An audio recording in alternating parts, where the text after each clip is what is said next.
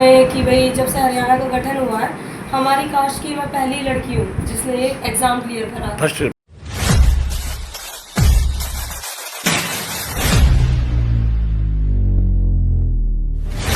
घर से ही कर लिया बाकी जो कोचिंग आपने ऑनलाइन ली थी या ऑफलाइन ली थी? उस टाइम पर 6 महीने मैं दिल्ली में रही थी, ऑफलाइन थी उस और टाइम उसके बाद में ऑनलाइन ली? उस ऑनलाइन सर कोचिंग का भी ऐसा होता है कि यूट्यूब पे दुनिया भर का मटेरियल वही वो कराते हैं, वही यूट्यूब पे। मैंने यूट्यूब से पढ़ाई करी है। जो ये वाला मेरा अटेम्प्ट था, इसमें मेरी सारी पढ़ाई अगर मैं शेयर दूँ तो यूट्यूब के चैनल है अंडर स्टडी यूपीएससी, वहाँ से मैंने पढ़ाई करी है। वो फ्री ऑफ कॉस्ट पढ़ाते हैं। और यूट्यूब पे चैनल है डेली न्यूज़पेपर एनालिसिस के भी, वहाँ से देख लो फ्री ऑफ कॉस्ट। बहुत सारे न्यूज़ चैनल ऐसे हैं, आप जैसे ही सज्जन लोग कुछ कि जो सोसाइटी के लिए काम करना चाहते हैं तो वो फ्री ऑफ कॉस्ट बच्चों को पढ़ाते हैं। वहाँ से जैसे यूट्यूब का चैनल है, जैसे 5-7 चैनल आपने सब्सक्राइब कर रखे हैं, तो उनका कुछ नाम बताओ। हाँ जी, एक अंडरस्टैंड यूपीएससी करके चैनल है, एक हर्षित द्विवेदी जी का चैनल है, एजुकेशन चैनल है, एक ओनली आईएएस करके भी चैनल है, उनके चैनल से मैंने पढ़ाई करी है। एक और था साथी आईएएस करके है, उनका नाम मुझे एग्जैक्ट याद नहीं है, पर एक मैम है वो भी मैपिंग की कराती थी क्लासेस। तो मैपिंग जो होती है जियोग्राफी वाला जो पोर्शन होता है वो तो मैंने सारा यूट्यूब से करा था। मैंने कभी मैपिंग अपने आप एटलस से ज़्यादा नहीं खोला, यूट्यूब से वो रिवर्स वगैरह जो रहती है उनका भी नाम याद करना पड़ता है। हाँ जी, वो ट्रिक्स बताते हैं, वो इतना ब्रिलियंट होते हैं। वो मैं उनका थैंक यू बोलना चाहूँगी, सारे जो फ्री ऑफ कॉस्ट करा रहे हैं, अच्छी पढ़ाते हैं सर, एक है उसमें। तो एनसीईआरटीज़ भी अगर कोई कंसेप्ट, जैसे खुद पढ़ती थी मैं एनसीईआरटीज़, बाकी कोई कंसेप्ट ऐसा है जो समझ नहीं आया, क्लियर नहीं हुआ, तो उसे यूट्यूब पे सर्च कर लीजिए, फिर वहाँ का मटीरियल वहाँ से देख के पढ़ लीजिए। ओपन रखिए, मतलब एक यही नहीं है कि सिर्फ ऑफलाइन एक फिजिकल जो बुक हो उस पर सीमित मत होइए। टेक्नोलॉजी है तो उसका यूज़ करिए। आजकल तो एआई आ गया है, एआई का यूज़ कीजिए। मतलब ये टेक्नोलॉजी का सदुपयोग करेंगे तो many happy returns council Simran sister, thank you. और मैं जानना चाहूँ कि आप अपने छोटे भाई और बहनों को क्या प्रेरणा देना चाहेंगी? जो नई युवा पीढ़ी आ रही है, नई जनरेशन, उनको क्या प्रेरणा देना चाहेंगी अपनी तरफ से? सर मेरी यही उनसे गुजारिश रहेगी कि गिव अप ना करें कभी भी। मैंने एक ये टेंडेंसी यूपीएससी का अगर मैं आपको बताऊं तो यूपीएससी में जो सबसे ज़्यादा ज़रूरी है वो एक कंसिस्टेंसी चाहिए। आप लगातार 1.5 साल 2 साल, कम से कम भी 2 साल 1.5 साल देना पड़ता है इसको। डेली 8-10 घंटे पढ़ना पड़ता है। तो बहुत बार ऐसा एग्जॉस्टिंग सा लगने लगता है कि फैमिली फंक्शन छोड़ने पड़ते हैं। मेरे खुद के फैमिली फंक्शन, मेरा भाई रियल जो ये मेरा सिबलिंग है, इनका बर्थडे सेलिब्रेट करा था, सारी फैमिली रिलेटिव्स आए थे, मैं खुद नहीं आई थी इसके बर्थडे में। तो ऐसी चीज़ हो जाती है। तो बहुत बार ना बच्चे के अंदर ये हो जाता है कि यार पढ़ाई पढ़ाई पढ़ाई, मैं इन सब चीज़ों को छोड़ रही हूँ। तो गिव अप वाली फीलिंग आ जाए कि पढ़ाई छोड़ देते हैं, ये थोड़ा नीचे लेवल का ट्राई कर लेते हैं, एसएससी ट्राई कर लेते हैं। तो गिव अप नहीं करना चाहिए। अगर फेलियर भी हाथ लग रहा है ना तो भी गिव अप नहीं करना चाहिए जी। अभी ये अटेम्प्ट है, फर्स्ट रैंक जिनकी है उनका 5th अटेम्प्ट है ये। 4 बार back to back prelims clear नहीं हुआ। 5 साल उन्होंने पढ़ाई करी है और 5वें साल उनकी फर्स्ट रैंक आई है। मैम वो शक्ति मैम है। तो ये दिखाते हैं, एग्जाम्पल है, लाइव एग्जाम्पल्स। तो फेलियर से डरना नहीं है, गिव अप नहीं करना, डेडिकेशन के साथ पढ़ते रहना और डिसिप्लिन ज़रूर रखना है। ऐसा नहीं जो एक पूरा एक प्रोसीजर जानना और एक बिल्कुल डेडिकेशन के साथ कि भाई अब करना यही है, वो 12th में फाइनल कर लिया था मैंने, अपना करियर चूज़ कर लिया था। 12th के आसपास मैंने सोच लिया था कि भाई अब दिल्ली जाऊँगी, ग्रेजुएशन दिल्ली से ही करूँगी। यूपीएससी करनी थी, इसलिए मैंने डीयू में एडमिशन लिया था। ये डिसीजन देखो, पहली बात ये है हमारे जो बच्चे होते हैं ना, वो डिसीजन लेते हैं आफ्टर ग्रेजुएशन और वो कभी सक्सेस नहीं होते। और अगर आपने डिसीजन पहले ले लिया है, वही बच्चे कामयाब होते हैं। आप टीना ढाबी का नाम सुना होगा। टीना ढाबी ने जब उसने इंटरव्यू दिया था, उसने कहा कि मैं जब 10th में आई थी तो मैंने उसी दिन डिसाइड किया था कि मुझे आईएएस करना है, और तभी से मैं लगातार तैयारी में लगी हुई हूँ। और जब तक ग्रेजुएशन कंप्लीट हुई तब तक उसकी आईएएस की ग्रेजुएशन का वही आपके पहले? सर मेरी ग्रेजुएशन 2022 में हुई थी। पूरे लॉकडाउन की वजह से मेरा एम ये था कि मैं 1 साल अपना कॉलेज देखूँ, फर्स्ट ईयर में अपना कॉलेज की पढ़ाई देखूँ, एक माहौल क्या है, सेकंड ईयर में कोचिंग ले लूँगी, थर्ड ईयर में मैं अपना सेल्फ स्टडी करके कॉलेज पास आउट करके अटेम्प्ट देना था। लॉकडाउन की वजह से कोचिंग सेंटर सब कुछ बंद हो गया, घर पे आना पड़ गया, कोविड हो गया मुझे, तो इसलिए वो 2 साल डिले हो गया मेरा ये सारा। बाकी मेरी 2022 के जुलाई के आसपास ग्रेजुएशन हुई थी और ये 2024 के अटेम्प्ट में रहा हो गया। दूसरा हाँ जी। ये फर्स्ट अटेम्प्ट है आपका? सेकंड बहुत बड़ी बात है। आपने कौन सी उससे कोचिंग ली थी? सर विजन आइज का मैंने 6-7 महीने कोचिंग ली थी। उसके बाद वहाँ का थोड़ा मुखर्जी नगर का माहौल थोड़ा कंजेस्टेड सा माहौल है, छोटे छोटे कमरे, बिल्कुल खाना भी अच्छा पीजी का नहीं होता, तो वहाँ मैं बीमार बहुत ज़्यादा रहने लगी थी। तो फिर घर पे बुला लिया, फिर ऊपर रूम बनवा दिया था पापा जी ने, तो घर पे ही रह के फिर मैंने पढ़ाई करी थी। इसके बाद ये सारे अटेम्प्ट, मतलब ये वाला जो पूरा एग्जाम का प्रोसीजर रहा, प्रीलिम्स, मेंस और इंटरव्यू, ये सब घर से प्रिपेयर 8 घंटे 10 घंटे, पर डेली की वो एक रेगुलर आप रखोगे तो ज़्यादा रहेगा, सही रहेगा, डिसिप्लिन बन जाता है बच्चे को। जब स्टडी का टाइम रहता है, आपने टाइम टेबल बना रखा था कि मुझे बिल्कुल। 24 घंटे में मतलब इतने घंटे टाइम देना बिल्कुल सर, टाइम टेबल के बिना पढ़ाई नहीं हो सकती, मैं ये कहना चाहूँगी। शेड्यूल करके रखिए अपने।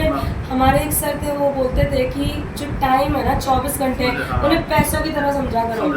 तो जितना वेस्ट कर दिया वो उतने पैसे आपके, मतलब ये लगा लो पैसे वेस्ट हो गए। ऐसे जैसे पैसे वेस्ट होते हैं दुखता है ना, वैसे टाइम को भी वैसे कंसीडर करो कि पैसा है वो, अगर मैं दुखना चाहिए वो। अगर मैं टाइम ऑफ स्टडी की बात करूँ तो आपने कितना 24 घंटे में से कितना टाइम दिया होगा इसकी तैयारी के लिए? 1.5-2 साल की जो पढ़ाई थी उसमें मेरा 10 आवर्स का शेड्यूल रहा करता था, 10 घंटे डेली का। हाँ, संडे भी मैं इसमें ही रखा करती। छुट्टी ऐसा रहता था कि महीने का 1 या 2 दिन मैं रखा करती थी अपने लिए अलग। उस दिन मैं नहीं पढ़ती थी कि अगर मेरा टाइम टेबल ये मैं टारगेट अचीव कर लूँगी तो फिर ये मेरा छुट्टी का दिन है, इस दिन मैं अपनी फैमिली के साथ टाइम स्पेंड करूँगी, ये सब। और बाकी एग्ज़ाम सर को होता है तो सर 12-13 घंटे की पढ़ाई तो चाहिए ही रहती है, वो तो फिर मिनिमम रहती है।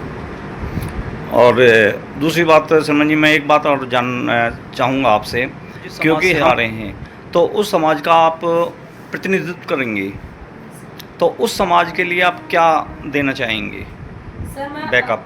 जी सर मैं अपने समाज के लिए तो यही कहना चाहूँगी, एक हमारे समाज में ना मेंटलिटी बनी हुई है कि भाई एक डिस्क्रिमिनेशन बहुत सालों का झेला है, तो उन्होंने कहीं ना कहीं वो एक इन्फीरियर वाली फीलिंग लेके चलते हैं कि शायद हम तो कुछ कर नहीं सकते या कोई दूसरा सुपीरियर हमें बढ़ने नहीं देगा, तो बहुत बार ना बड़े सपने ही नहीं देखना चाहते।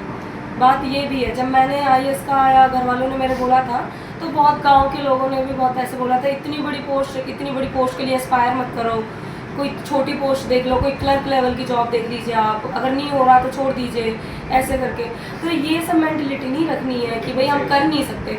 आप अचीव प्रधानमंत्री की पोस्ट का रखिए, मैं तो ये चाहती हूँ। मेरा ये काम मुझे ऊँचे देखे, और दूसरे समाज के लोगों के लिए भी यही है कि उन्हें इन्फीरियर ना समझे। भाई समाज जो हमारा समाज है, ऐसे कि भाई बहुत बार ऐसे सोच लेता है कि इस समाज से तो IQ कम होगा इनका, एक साइंटिफिक बेसिस पे कुछ भी रखेंगे उसे कि भाई IQ ही कम होता है इनका, तो ऐसे वो चीज़ें वो कंसीडर ना करें कि इंसानियत के तौर पर आगे बढ़े, सब बराबर ही है।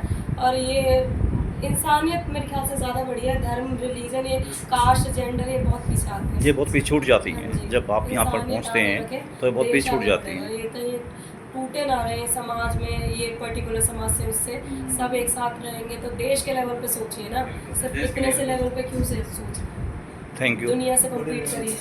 इसके लिए बाबा साहब के लिए आपके मन में क्या विचार आता है इस मामले सर में? कहीं ना कहीं आज बैठे हैं और आज इस मुकाम पे हैं, जो लीगली जो भी हम अपॉर्चुनिटी दिलाई है सब उनकी ही देन है। उनके जैसे तो धुरंधर, मतलब हमारे लिए क्या, वो तो पूरे विश्व के लिए ही एक वो प्रेरणा थे। उन्होंने तो एक गोल्ड, वो तो अलग ही बंदे थे जो उन्होंने करा हमारे समाज के लिए, तो वो तो भगवान बराबर है। अगर उस टाइम पे वो नहीं लड़ते और वो भी अपनी पर्सनल लाइफ में, हालांकि वो अपनी बहुत अच्छी लाइफ जी सकते थे, कंफर्टेबल लाइफ आराम से, जो उनका सब अच्छा लाइफ चलती, फिर भी उन्होंने समाज के लिए करने की कोशिश करी। तो वही मेरा उनसे आइडियल मैं मानूँ उन्हें, तो मेरा बस यही है कि हम भी एक अपने, अगर मैंने अपने लिए कुछ अचीव कर लिया तो एक पर्सनल तक सीमित ना रह जाए, उसका फ़ायदा कहीं ना कहीं हमारे बच्चों को, औरों को भी होना चाहिए। तो समाज के लिए काम करने की इच्छा रहेगी कि कोई बच्चा है, किसी को कोई अपॉर्चुनिटी नहीं मिल पा रही है, कोई निम्न वर्ग है, बल्कि मैं कहूँगी किसी और जाति का भी है, गरीब है, तो उसकी हेल्प करिए, बस उन्हें अपॉर्चुनिटी देने की ज़रूरत है, बच्चे आगे बढ़े। कि भाई जब से हरियाणा का गठन हुआ है, हमारी कास्ट की मैं पहली लड़की हूँ जिसने ये एग्ज़ाम क्लियर करा। आज तक किसी ने क्लियर ही नहीं करा, मुझे सुन के शौक लगा है, फर्स्ट टाइम शौक लगा। कृष्ण बेदी जी हैं, उन्होंने बताया ये बात कि आप पहली हो, तो मुझे इससे बहुत शॉकिंग लगी ये चीज़। तो मेरी आगे इच्छा यही रहेगी कि मैं पहली ना हूँ, मैं मतलब आखिरी ना बनूँ, पहली बेशक से आखिरी ना हूँ, अगले ही Thank साल you. हमारे कास्ट चलेगा। और दूसरी बात मैं आपसे एक निवेदन भी करना चाहूँगा कि हम ग्रामीण परिवेश से आते हैं, तो अभी हमें ग्रामीण परिवेश में बहुत काम करने की ज़रूरत है। तो जहाँ तक अभी कई जगह हायर एजुकेशन नहीं पहुँच पाई जिन गाँवों में, तो आप उनको क्या देना चाहेंगी अपनी तरफ से? सर मेरी मम्मी जिस गांव की सरपंच भी हैं, तो वो चीज़ मैंने काफ़ी ग्राउंड लेवल पे देख रखी है कि क्या क्या प्रॉब्लम्स होती है। मेरी बहनें हैं जो गांव में रहती हैं, स्कूल सर गांव में 8th क्लास तक है बस। बट जो हमारे चाचा ताऊ हैं, गांव के और भी इंसान हैं, वो पढ़ाई आगे इस वजह से भी नहीं करा रहे कि दूसरे गांव में लड़की को भेजना पड़ेगा। और सेफ्टी जैसी दिख रही है, अलीगढ़ में भी अभी केस हुआ है, लड़कियों को भेजने में बहुत बार चाहते हैं माँ बाप पढ़ाएं, पैसों की भी इतनी बड़ी बात नहीं, पर वो सेफ्टी वाली कंसर्न आ जाता है। मुझे दिल्ली भेजा था, मेरे चाचा मेरे भाई इतना ख्याल रखते थे बस इसी वजह से कि सेफ्टी पे लड़की की बात में आए। तो कोशिश यही रहेगी कि जो स्कूल है, कम से कम 12th क्लास तक का स्कूल हर 10 किलोमीटर मतलब 5 किलोमीटर के एरिया में तो एक होना चाहिए, +2 लेवल का स्कूल होना चाहिए, और उन्हें अफोर्डेबल एजुकेशन मिले। प्राइवेट स्कूल्स भी बहुत महंगी एजुकेशन, कोई इतना अफोर्ड नहीं कर पाता हर कोई।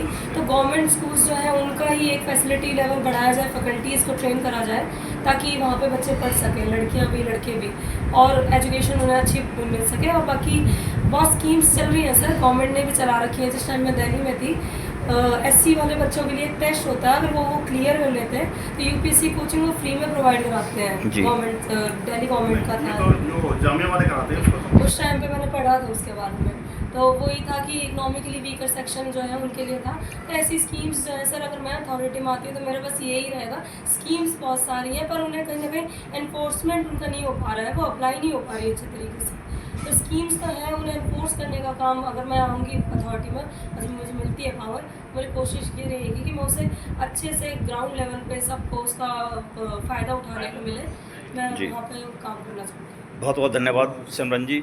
ये अभी मैं अपने दर्शकों को दिखाना चाहूँगा कि ये जो अभी नई IAS हमारे बीच में सिमरन जी गांव उतरचटा जिला पलवल से आई हैं, उनको और उनके पूरे परिवार को इस बहुजन समाज पार्टी जिला पलवल की पूरी टीम की तरफ से बहुत बहुत बधाई। और आशा करेंगे, निवेदन करेंगे बहन जी से कि हम भी शिक्षा और स्वास्थ्य के ऊपर काम कर रहे हैं, तो जब कभी समय मिले तो बहन जी से अनुरोध करेंगे कि हमें वो समय दें समाज के बीच में जाने का। तो बहुत बहुत धन्यवाद सिमरन जी। ये थी सिमरन जी, अभी आपने सभी ने देखा सिमरन जी, थैंक यू। बहुत अच्छा।